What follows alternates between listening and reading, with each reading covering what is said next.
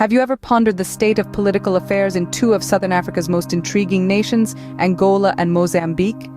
Intriguing, yet marred by political strife and oppressive regimes, these countries share a complex history that remains largely untold to the wider world.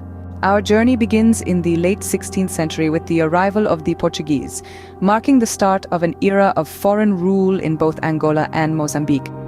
The Portuguese influence seeped into every facet of life, shaping the socio-political dynamics that persist even today. Fast forward to the mid-20th century, as winds of change swept across the African continent. Amidst a global wave of decolonization, both nations embarked on a tumultuous path towards independence. In Angola, the popular movement for the liberation of Angola, known as the MPLA, emerged victorious in the struggle. Similarly, in Mozambique, it was the Mozambique Liberation Front, or Frelimo, that took the reins of power. Yet as the dust of revolution settled, the promises of liberation and prosperity remained unfulfilled. Instead, the MPLA and Frelimo morphed into oppressive regimes, their governance marked by corruption and disregard for human rights.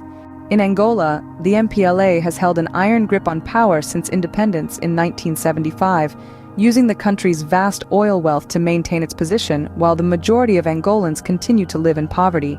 Over in Mozambique, Frelimo's rule has been equally oppressive.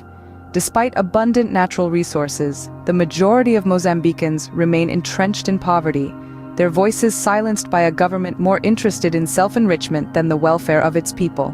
Today, the political landscapes of Angola and Mozambique are dominated by these single-party systems, their governance characterized by corruption, oppression, and the depletion of natural and human resources. Both countries, while technically independent, remain shackled by the chains of their political parties. While the world often turns a blind eye to these oppressive regimes, the people of Angola and Mozambique yearn for change. They yearn for a revolution akin to the Arab Spring, for a transformation of their political systems that will bring about true independence and prosperity. The global community must acknowledge the struggle of these nations. It is time for a collective call to action. Oppression and corruption should never be the norm, and it is our shared responsibility to combat these regimes.